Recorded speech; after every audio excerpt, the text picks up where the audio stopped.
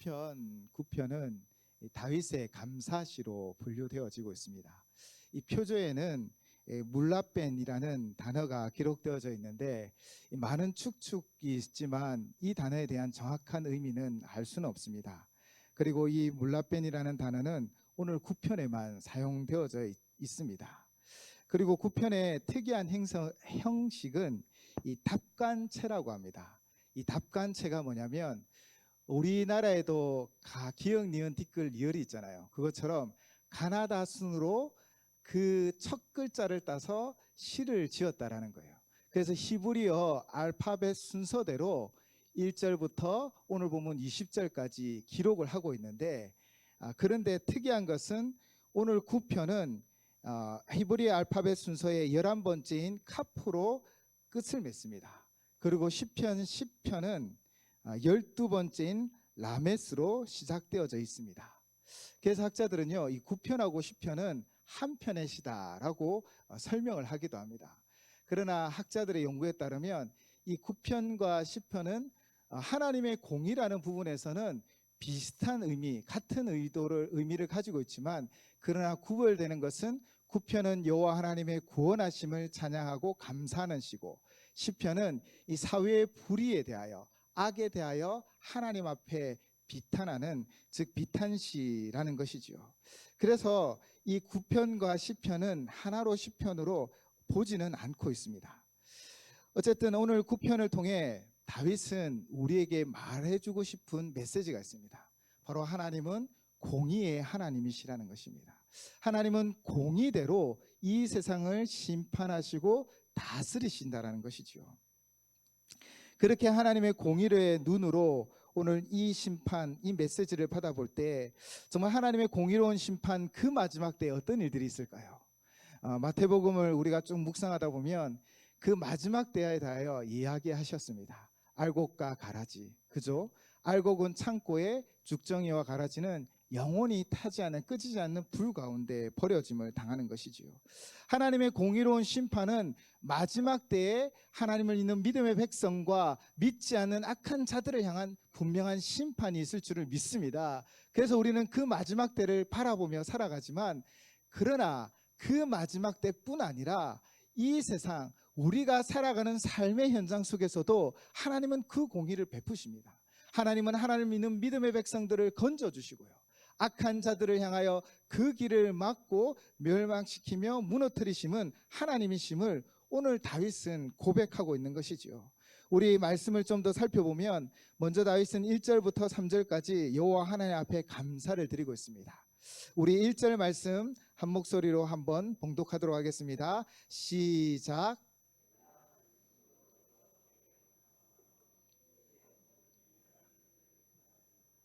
아멘. 제가 시편 9편 1절을 세 번역으로 말씀을 드리겠습니다.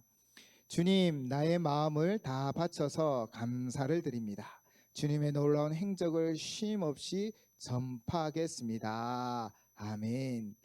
다윗은 먼저 1절부터 3절까지 여호와 하나님 앞에 감사를 하고 있는데, 1절에 보시면 나의 마음을 다 바쳐서라고 고백하고 있습니다. 오늘 우리 성경 본문을 보시면 전심이라는 단어를 사용하고 있는 것이지요. 우리의 삶 가운데 우리가 걸어가는 그 길이 항상 4차선 고속도로와 같이 정말 평탄한 길만은 아닌 것 같아요. 우리가 목적지를 가려고 해도 고속도로를 지나가지만, 그러나 언젠가는 고속도로 톨게이트를 나와서 일반 국도로 달리고 또 조그마한 길들을 지나가서 또 동네 구비구비를 돌아 결국 목적지에 도착하는 것처럼, 우리의 삶의 인생이 늘 평탄하고 쉬운 길만을 걷는 것이 아니라 어려움이 있고 또 우리의 잘못된 선택 때문에 어려움을 당하기도 한다는 것이죠. 그러나 다윗의 고백은 무엇입니까? 그는 전심으로 하나님을 찬양하고 있습니다. 온 마음을 다해 하나님을 찬양하고 있습니다. 때로는 실패의 자리도 있고 그로 말미암아 눈물을 흘리며 정말 회개하기도 하였지만, 그래서 그의 인생길이 고단하고 힘든 적도 있고 애매한 고난을 당하고 억울하게 도망을 다니는 그 순간도 있었지만, 그러나 그 모든 것을 누가 인도하셨다라고 다윗은 믿고 고백하고 있는 것입니까? 바로 여호와 하나님, 그분이 그의 삶을 온전히 인도해 주셨다라는 거예요. 그래서 지금 다윗은 1절로 노래하며 선포하고 있습니다. 내가 전심으로, 내가 온 마음으로 하나님께 감사를 드립니다. 우리 모든 성도님들도 하나님의 그 인도하심을 받아 전심으로 주님 앞에 감사의 고백을 드리시기 바랍니다. 때로는 우리가 이 어두운 가운데 하나님의 손길을 발견하지 못할 때도 있어요. 너무 비가 많이 내리는 컴컴한 구름 가운데 있을 때 때로는 내가 혼자인 것처럼 보이지만, 그러나 그 구름 위에는 항상 태양이 떠 있습니다. 하나님은 우리를 향하여 우리에게를 인도해 주시고 우리의 진정한 왕과 주인 되어 주셔서 우리의 삶을 다스려 주신다라는 거예요. 다윗은 이 믿음으로 항상 하나님 앞에 전심으로 고백하며 기도하고 있습니다. 그리고 하나님 앞에 모든 것을 맡겼다라는 것이죠. 우리가 내비게이션을 의지하잖아요. 사실 내비게이션을 믿고 따라가잖아요. 그런데 왜 그렇습니까? 내비게이션은 많은 정보들을 축적해서 최적의 길을 고른다라는 거예요. 그래서 우리에게 가르쳐 주는 거예요. 우리의 인생길도 우리가 아는 정보, 지식으로 살아갈 때가 많이 있습니다. 그런데 가끔 내비게이션보다 더 뛰어난 사람들을 만나게 됩니다.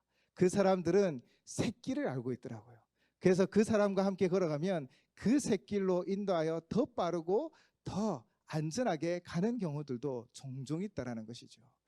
우리의 경험의 내비게이션으로 우리의 인생을 인도하면 그 길은 어쩌면 고단하고 힘든 길로 갈 수도 있어요.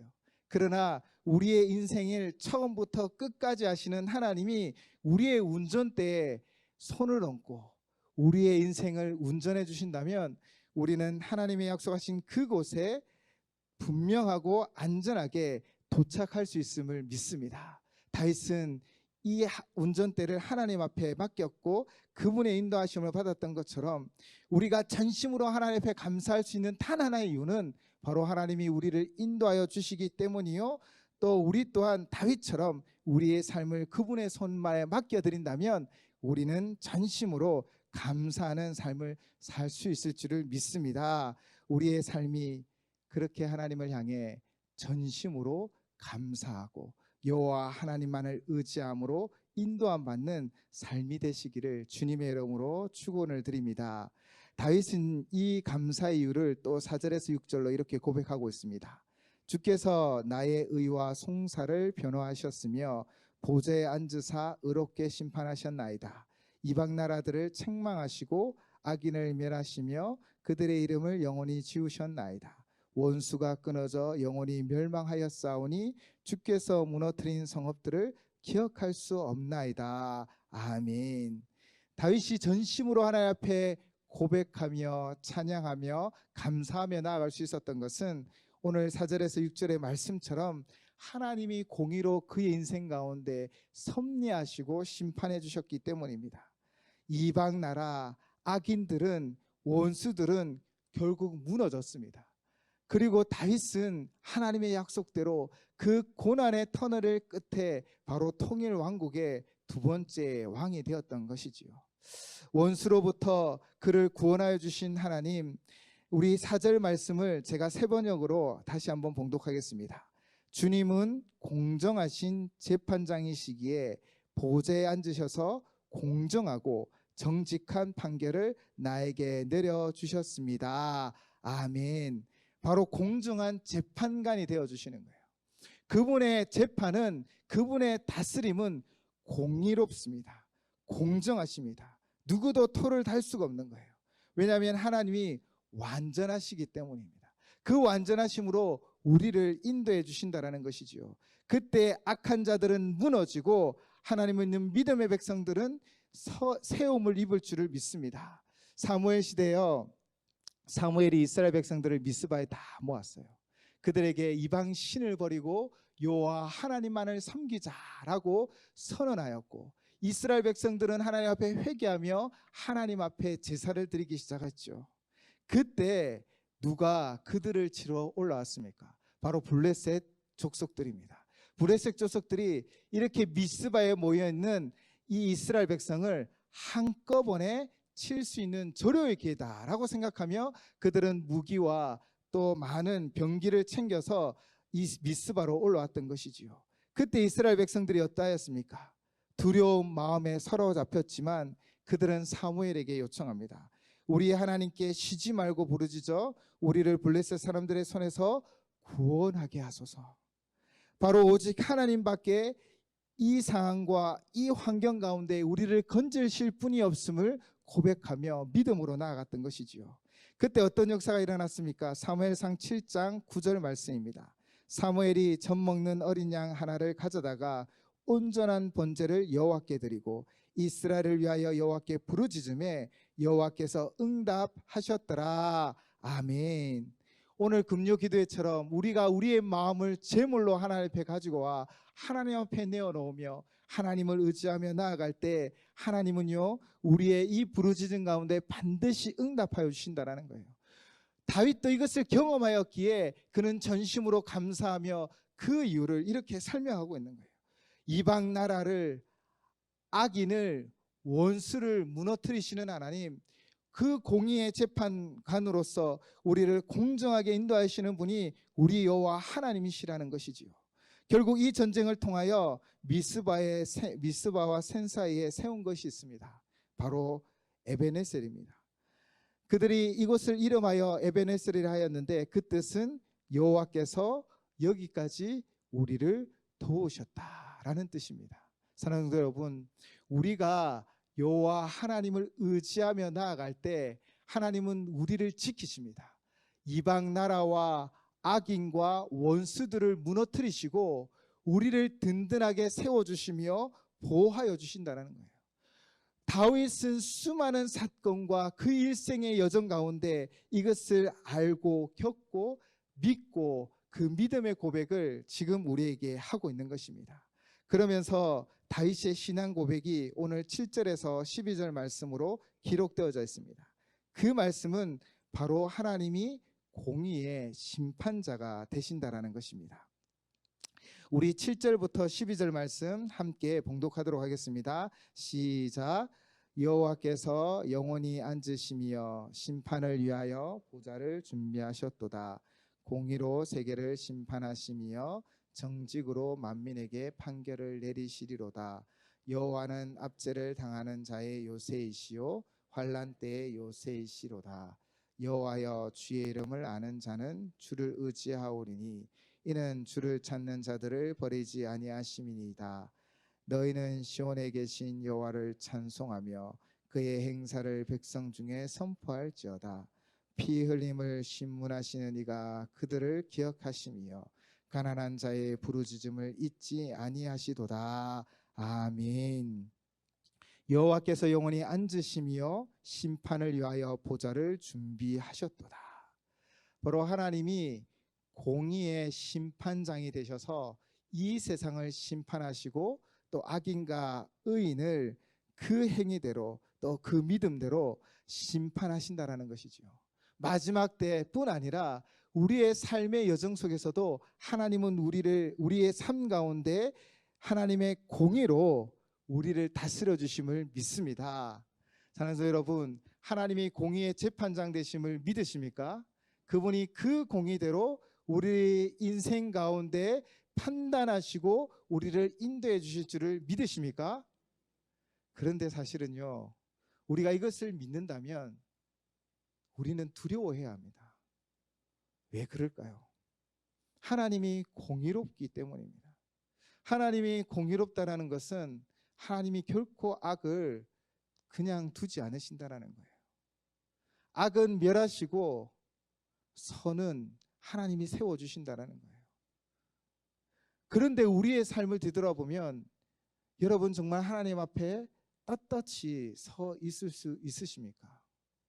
하나님 앞에 나는 아무런 허물이 없다, 죄가 없다라고 말할 수 있을까요? 그렇다면 이 다윗의 고백은 우리에게 사실은 아주 두려운 거예요. 하나님이 공의로 심판하시잖아요. 하나님은 악을 향하여 분명히 갚으시고 결코 그 악이 승리하지 못하게 하십니다. 그러나 우리가 우리의 인생을 살아보면 우리는 누군가에게는 상처 주는 사람이 되었고 누군가에게는 아픔을 주는 사람이 되었다라는 거예요. 그런 우리가 하나님 앞에 섰을 때 우리가 가져야 하는 당연한 모습은 이사야의 모습인 것 같아요. 하나님이 이사야를 선지자로 불렀지만 그는 그의 죄를 발견하고 두렵고 떨림으로 나갔다라는 거예요. 하나님은 공의의 하나님이십니다. 하나님은 반드시 죄를 물으시고 하나님은 악은 반드시 심판하십니다. 그러나 다윗이 우리에게 말씀하고 있는 메시지가 무엇입니까? 오늘 본문 10절 말씀입니다. 우리 10절 말씀을 다시 한번 고백하겠습니다. 시작. 여호와여, 주의 이름을 아는 자는 주를 의지하오리니 이는 주를 찾는 자들을 버리지 아니하심이니이다. 아멘. 하나님의 약속이 무엇입니까? 내가 의로워서 내가 너를 책임져 주는 것이 아닙니다. 누구든지 주를 찾고 주를 부르는 자를 하나님은 버리지 않는다라고 약속하고 있다라는 거예요. 하나님의 공의 앞에 우리는 심판받을 수밖에 없는 존재이지만, 그러나 다윗을 통하여 하나님이 약속한 것이 무엇입니까? 또 12절을 보십시오. 피 흘림을 심판하시는 이가 그들을 기억하시며 가난한 자의 부르짖음을 잊지 아니하시도다. 아멘.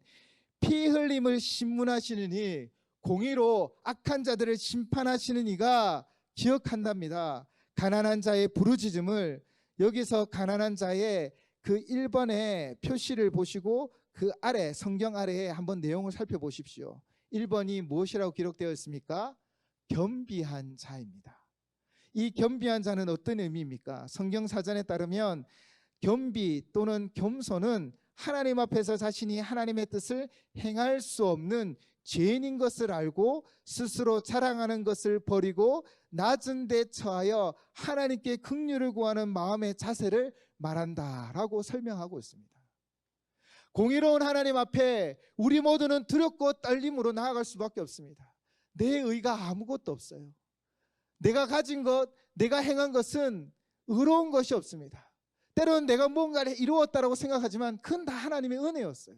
하나님의 도우심이었고, 그렇게 떨림으로 주님 앞에 나아가지고 공의 앞에 우리는 어쩌면 저주받은 죄인으로 죽을 수밖에 없는 존재이지만, 그러나 하나님께서 다윗을 통하여 진정 무엇을 바라보아야 하는지를 이야기해 주시는 거예요. 바로 겸비하여 하나님 앞에 나아가는 자를 주께서 기억하여 주신다라는 거예요. 하나님 앞에 자신을 겸손히 내려놓고 하나님밖에 없습니다. 나의 연약함을, 나의 부족함을 용서하여 주십시오라고 고백하는 자에게 하나님은 하나님의 은혜를 베풀어 주신다라는 거예요. 그래서 그 공의를 베푸십니다. 공의대로, 약속대로 구원하여 주신다라는 거예요. 하나님의 공의의 위대한 역사가 무엇입니까? 그것은 바로 하나님의 신실하심입니다. 하나님은 하나님의 신실하심대로 공의를 베푸시는 거예요. 그 신실하심을 우리에게 이루어 가시는 거예요. 그리고 그 약속의 말씀들을 그대로 우리의 삶 가운데 이루어 주십니다. 바로 겸비하여 하나님을 찾는 자를 기억하여 주시고 구원하여 주시는 것이지요. 그러므로 우리가 오늘 이 밤에 주님 앞에 담대히 나아가 하나님 앞에 은혜를 구할 수 있는 단 하나의 이유는 내가 행해왔던 내 자신이 아니라 바로 예수 그리스도 그 보혈 때문입니다. 우리가 오늘 이 금요 기도에도 오직 예수님 앞에 나아가 주님의 그 보혈의 은혜를 구하셔야 합니다. 하나님, 저는 완전하지 않습니다. 하나님, 저는 연약했습니다. 하나님, 저는 누군가에게 상처를 주었고 누군가의 마음을 아프게 하였습니다. 우리 가정 안에서도요, 내 마음, 내 뜻대로 내 욕심을 부리려고 하진 않았습니까? 우리는 정직하게 하나님 앞에 나아가면 그 보혈이 우리를 덮으실 것이고 하나님이 우리를 새롭게 하여 주실 줄을 믿습니다. 그래서 하나님의 공의가 우리에게는 소망이 되는 거예요. 하나님은요, 사람의 마음에 따라 움직이지 않으세요. 세상 공의는요, 공평하지 못할 때가 솔직히 많습니다. 힘 있는 자들의 방편이 되어졌고, 그 당시에는 진리인 것처럼 보이는 것에 따라 판단하기도 하였어요. 항상 무엇인가 좌우지됩니다. 이념에 따라, 물질에 따라 세상의 공의는 때로는 구분 재판도 하고 판결도 한다라는 거예요. 그러나 하나님의 공의는 무엇입니까? 그 공의는 완전 무결하십니다. 반드시 하나님은 악인을 심판하시고 선인은 구원하여 주시는 것입니다. 바로 예수 그리스도로 말미암아 회개하고 주님 앞에 나오는 자를 하나님은 붙잡아 주시고 하나님은 일으켜 주시고 하나님은 역사해 주신다라는 것입니다. 그것이 바로 하나님의 공의인 것이에요. 그래서 우리는 두렵고 떨림으로 하나님 앞에 나아가지만 예수 그리스도의 그 보혈로 말미암아 담대히 그 은혜의 보좌 앞에 나아갈 수 있다는 것입니다. 사랑하는 성도 여러분, 오늘 저녁에 우리는 예수 그리스도의 그 보혈을 의지하셔야 됩니다. 왜냐하면 하나님의 공의가 있기 때문입니다. 그분을 의지하며 하나님 앞에 나아가면 하나님은 우리 가운데 역사하여 주시는 거예요. 13절로 18절까지 다시 한번 다윗은 공의의 심판을 요청합니다. 그리고 18절로 선언하고 있죠. 궁핍한 자가 항상 잊어버림을 당하지 아니하며 가난한 자들이 영원히 실망하지 아니하리로다. 아멘. 이 세상은 때로는 가지지 못해서 억울한 일을 당하기도 합니다. 이 세상의 공의는 굽어 있을 때도 너무나 많았어요.